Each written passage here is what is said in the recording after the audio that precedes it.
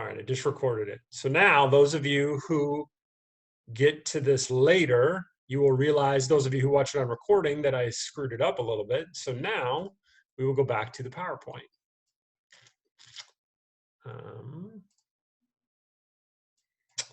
Right, I'm certain you're all mocking me now. I'm trying to figure this out. Cut me some slack. Anyways, here we go. So we are going to dive in right now, and I'm going to go into kind of our first bit of this conversation, which is just a little bit of a background of me.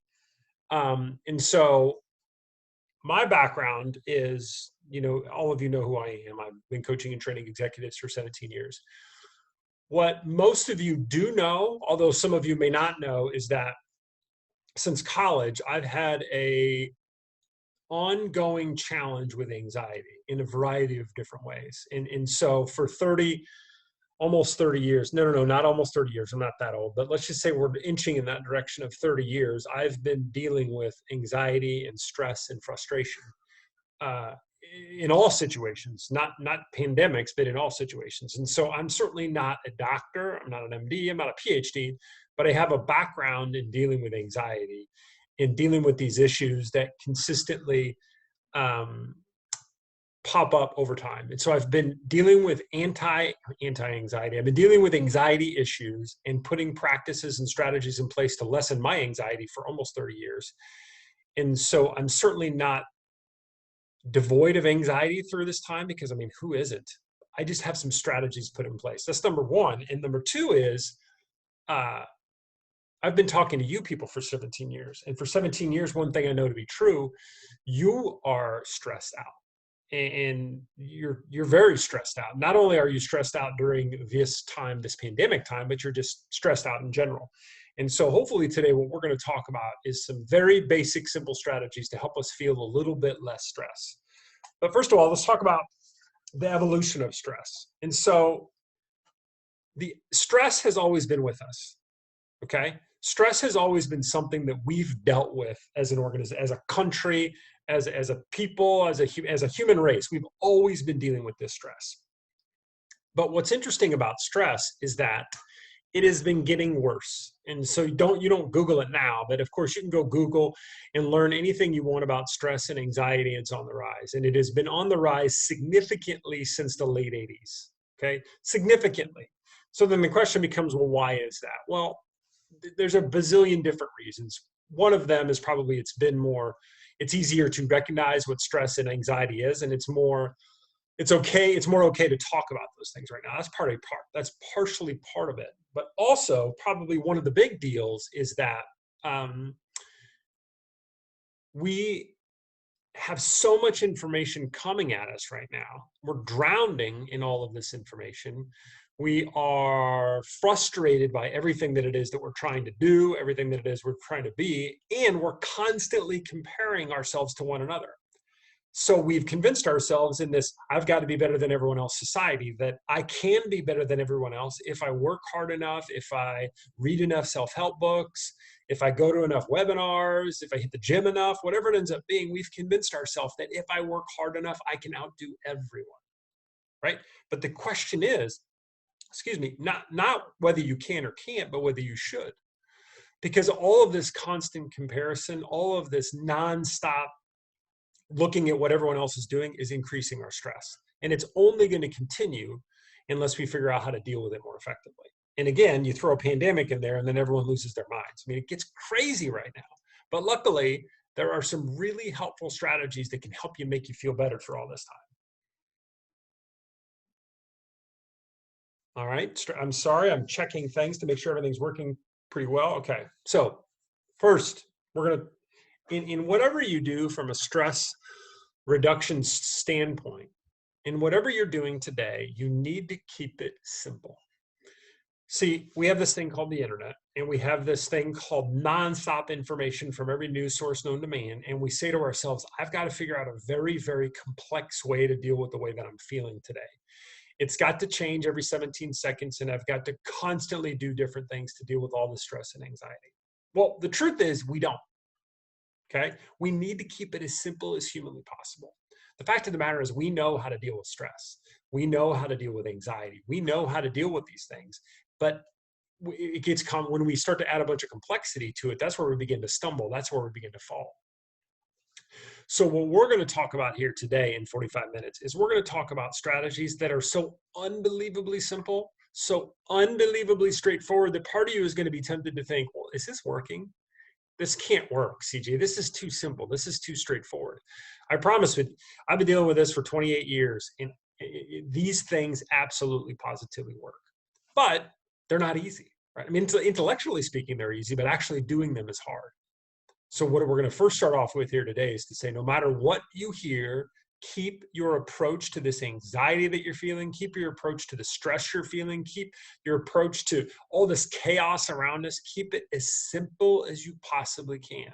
That's the best way to get through it as effectively as you can. Now, notice I didn't say eliminate it, right? This time that we're going to spend here together, I'm not saying we're going to be eliminating stress. I'm saying we're going to be reducing it. I'm saying we're going to be managing it, not eliminating it. Okay, I don't have a bottle of bourbon sitting here, and we're not just going to drink ourselves. That's very temporary stress relief, by the way, and it has downsides. So first, let's go on to this concept of something called the Serenity Prayer. I'm going to read the Serenity Prayer here for you. And the Serenity Prayer goes like this. I'm going to read the whole version.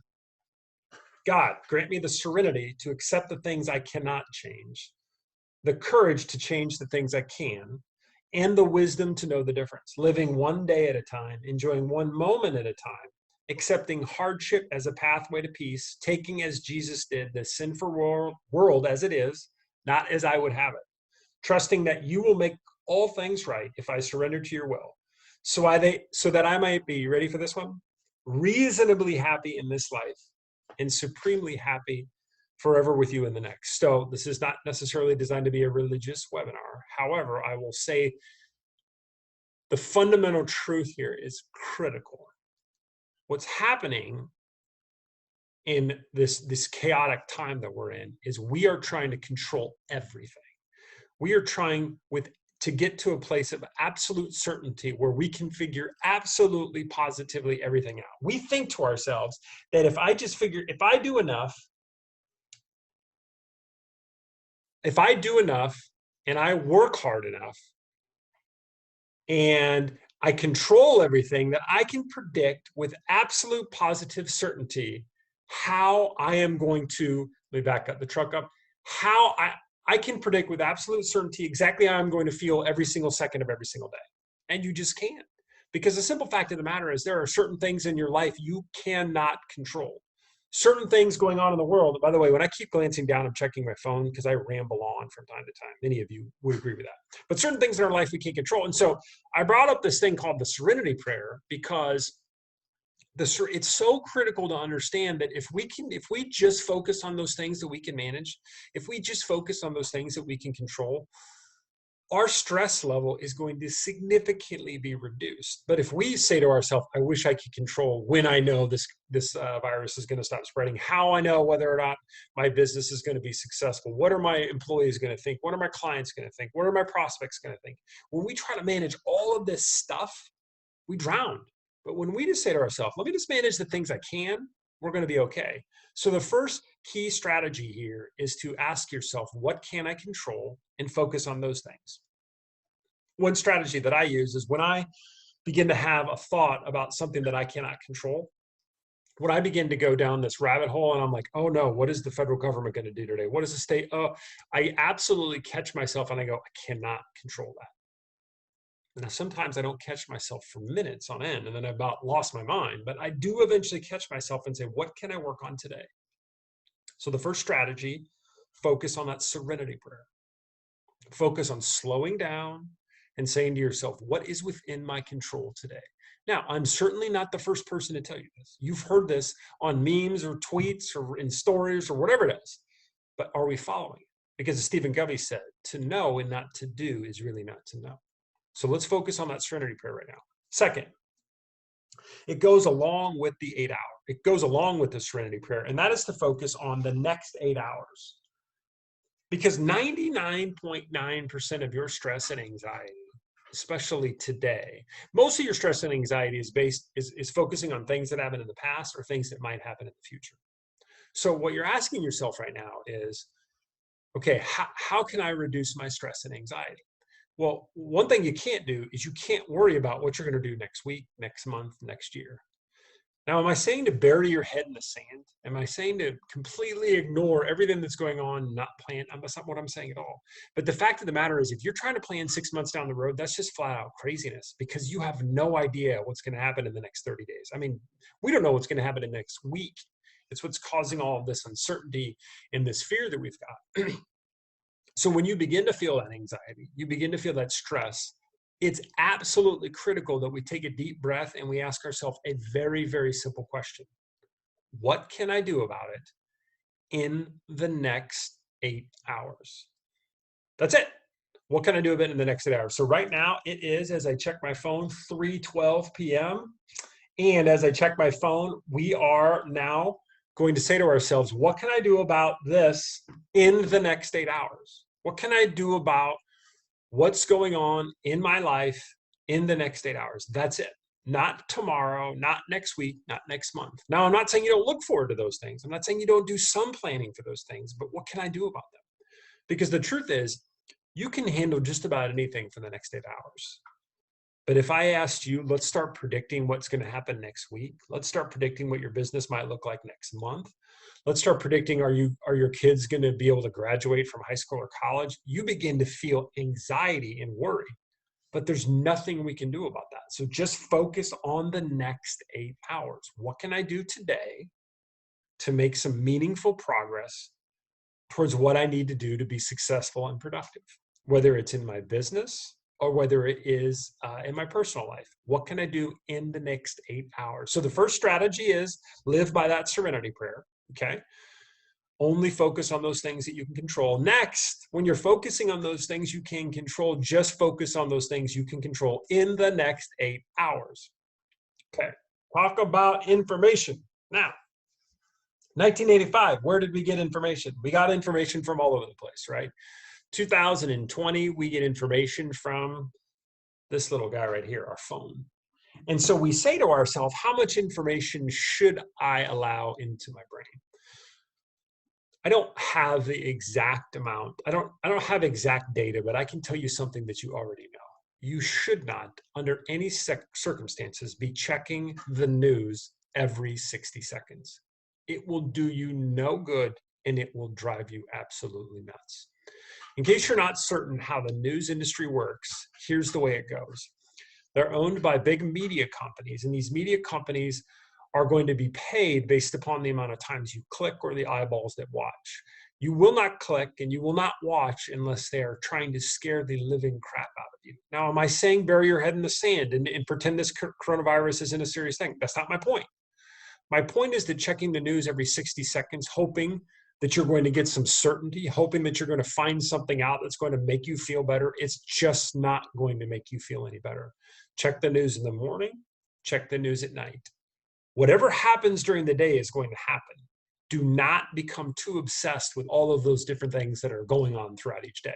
Next, the next thing I want you to know is that as you think about information, where's the other place where we get all this information? Well, it's social media.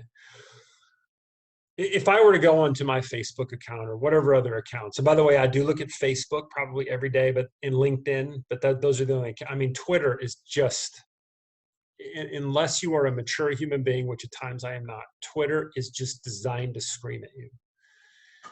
If you do get onto your other accounts, let's say you have a Facebook account, and you're logging in and you've got tons of people warring back and forth about how their political side is right or the other political side is right, or you're yelling or trying to share you with the chart that's going to scare everyone to death, ignore those people and unfollow them. Again, do not hear me. I am not saying bury your head in the sand.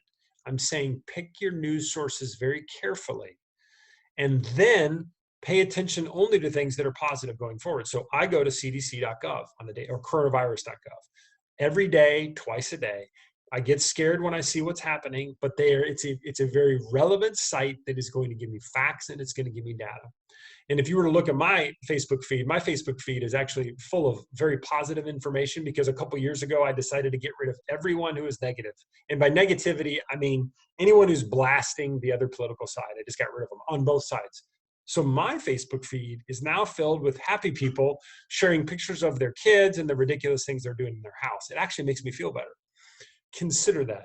But at any rate, reduce the amount of information that you're absorbing every day. We don't need to be checking it every 2 seconds. All right, plan your day. Where are we at on time? Okay, so plan your day. What happens in a crisis, what happens in, and not just any crisis, what happens in a time where we feel like we're a little bit overwhelmed is that we begin to say to ourselves, I'm going to go into the office, which right now the office is your bedroom, your basement, wherever it ends up being. I actually happen to be in my office because my building is empty and my office never has anyone in it. But we go into our office and we say to ourselves, I got to fight fires, right? And because fundamentally at the core, getting control of something, solving an immediate problem, no matter what kind of fire it is, it actually makes you feel better just for a second. The problem is you get to the end of the day and you fought a whole bunch of fires all day long that didn't matter. If you want to manage stress, if you want to rise above the chaos, it's absolutely critical that what you do is plan the day in advance. So what do I mean by plan the day in advance? Sit down before you turn on your laptop and ask yourself, looking at your meetings, the way your day is laid out, ask yourself, what are the 2 or 3 most important things that absolutely positively must be complete by the time I'm done today? Must be complete. Not, it'd be nice to complete them, or maybe not. Must be complete. What's interesting about this is we thought we'd all be bored, but a lot of my clients, a lot of you are busier than you've ever been. And because you're constantly on these phone calls you never were on before. So what's happening to a lot of you is you're getting to 5:30 and you're like, I didn't get the most important things done. Our responsibility today and tomorrow and the next day is not to be the busiest. Our responsibility is to make progress towards what is most important. And when you think about what is most important, you know what it is. And you also know that you're not going to have enough time to get it all done. So if you've got 4 hours of meetings during the day and you're going to work an 8-hour day, and for the Purdue graduates, that means you have 4 free hours. And in those 4 free hours, what I want you to do is I want you to say to yourself, what must be done in those 4 free hours? Because if you just drift in and out of email and Zoom calls and all this other stuff that's going on, you'll drown. And you'll get to the end of the day and you won't know whether the most important things got done. So plan your day in advance. Every day, set aside 5 or 10 minutes and just look at the day and say, what has to be done today? It's not going to be fun. I don't want you to think that planning the day is fun, because it's not. But it's critical so that by the end of the day, you'll feel as most productive as you possibly can. Next, keep your routine. So what does keep your routine mean? I mean, you people know what keep your routine means. It is do the same thing that you normally do as much as you can, right? So for example, let's tell a story that I think I've told, and it's so embarrassing, I'm embarrassed to share it, but I will share it anyways. The story goes like this. I have eaten at an Einstein's Bagels for 25 straight years, Monday through Friday. That is not, I mean, that is the absolute truth. And I know that's terrifying, and I know that's ridiculous, but I have. In addition, I eat by myself at lunch. So if you've ever had lunch with me, I just broke my routine for you, because I love to eat at lunch by myself. I love to spread out the newspaper, read it in a restaurant with people milling around. I don't want to talk to them because I'm an introvert, but I want to see them. And I love to go out for breakfast in the morning at the Einsteins, spread out a newspaper, go out to lunch, spread out a newspaper. And then I go to the gym, which is right near my office. And I love to be around people. I love that. And my routine has stopped because we can't do any of those things right now. So what happens then is you wake up a little later. I'm waking up later and you're like, do I have to get dressed? What do I do? And you're like, I don't want to stick to my routine. And we get into this bad habit of just letting everything go to crap. But what your brain craves right now, what my brain craves right now, is we crave consistency. We crave predictability. And in order to have some consistency and some predictability, we need to keep our routine. So let's think about our routine. What is a routine? The routine is what time you get up in the morning. What do you typically eat for breakfast? Do you go to the office? And obviously you're not, but what time do you typically start working? If you typically start working at 8, go into whatever home office you can and start working.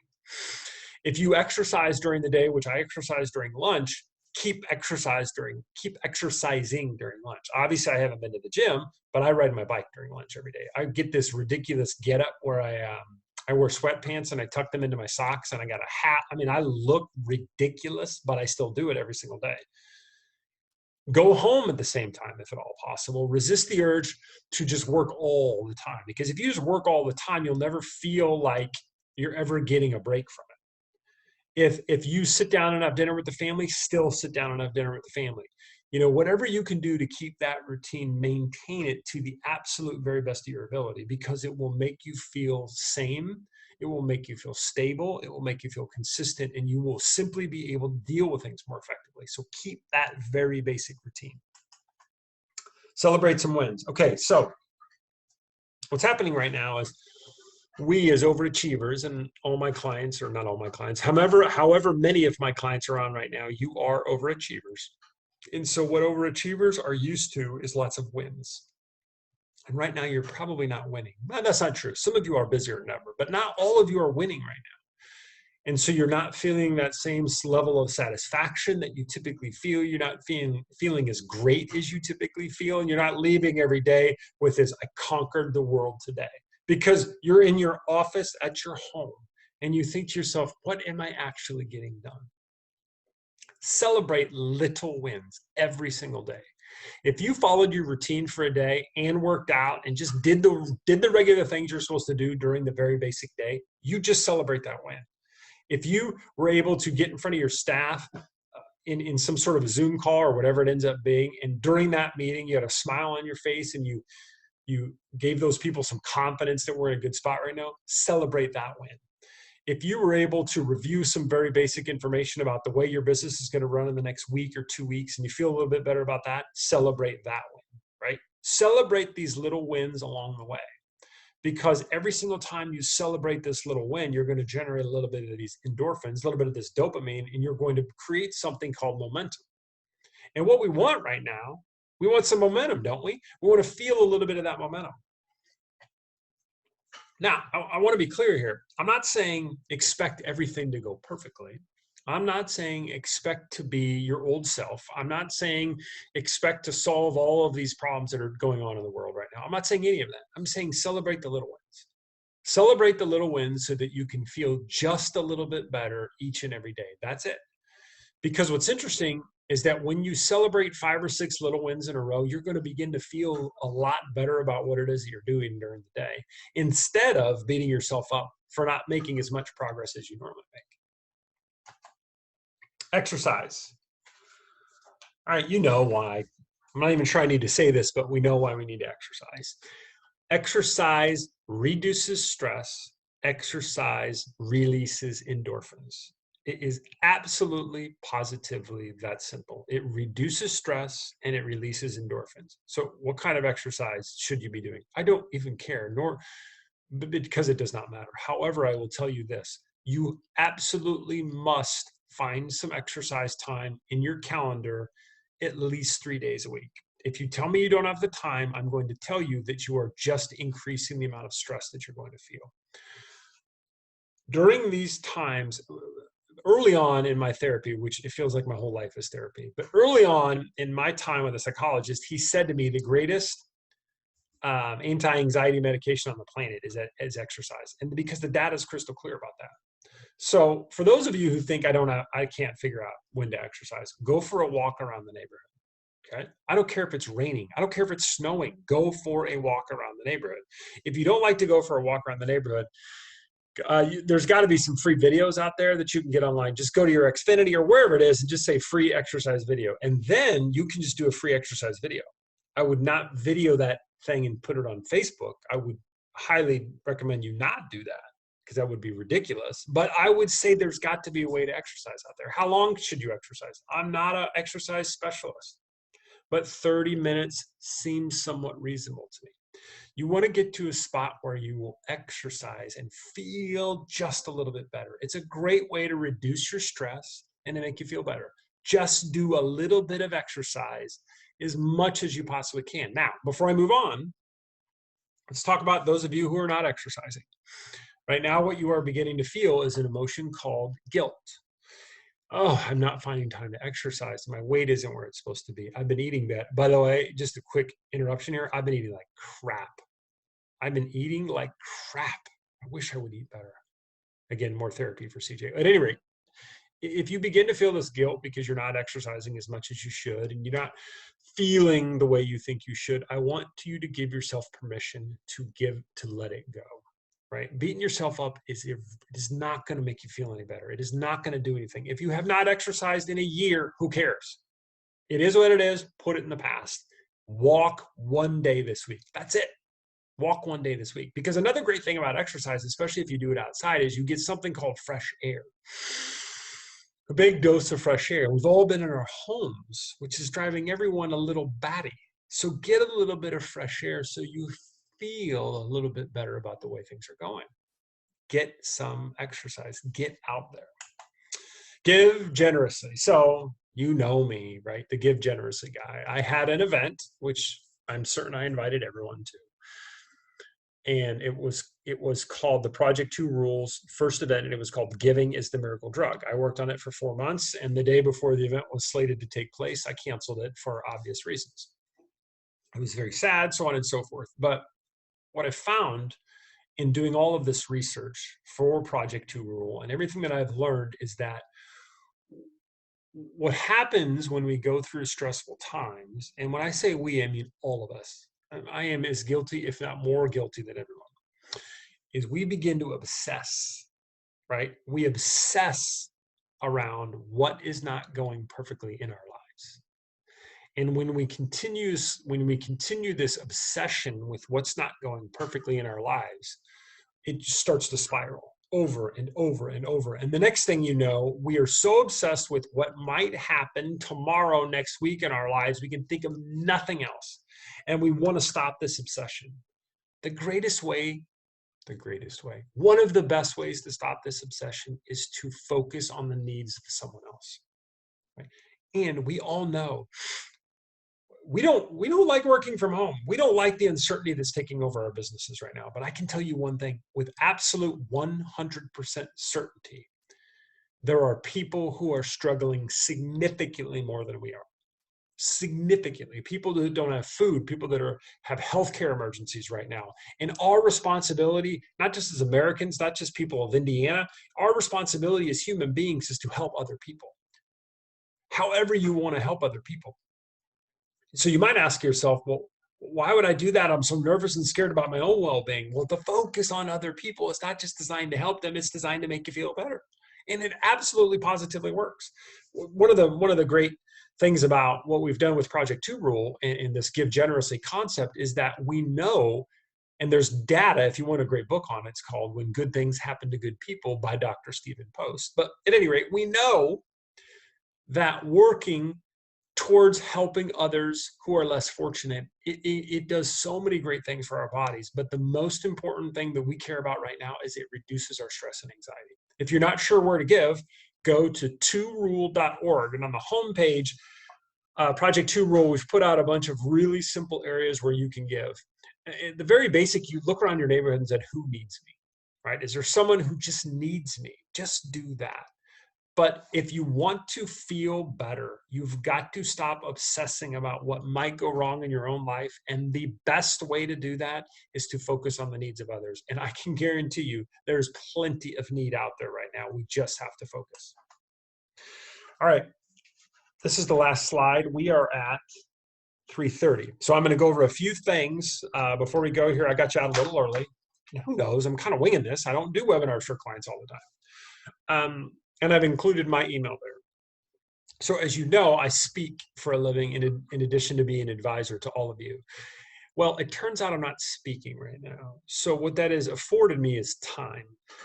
And what I've hopefully done is freed up enough time on my calendar so that if anyone has a question for me about anything at all, just send me an email. I will get back to you within a day with the absolute very best answer that I can. We are absolutely all in this together. we will get through this together, but we will struggle significantly more if we don't pay attention to some of the fundamental basics. What I will do is there will be a recording of this if you'd like to watch it later. I can't imagine people want to see my head a lot more than they already do, but there will be a recording of this. And then I will also tomorrow send out a summary of these very basic strategies.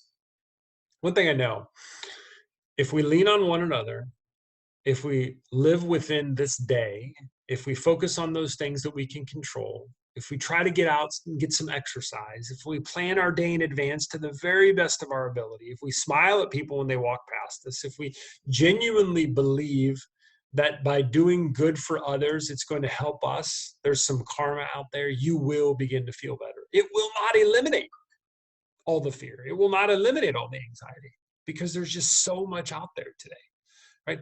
I mean, I do this for a living. I think about it. I read about it. I've not eliminated my anxiety and fear. I'm right there with you.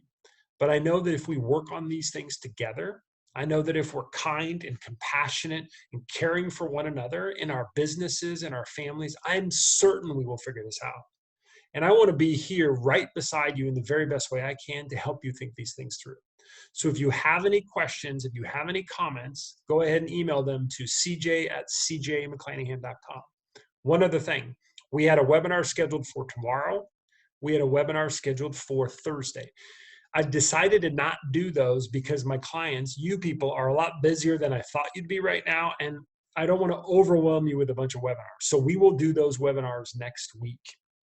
Or we might just do one on Thursday. I haven't decided quite yet, but you will, of course, get an email from me again.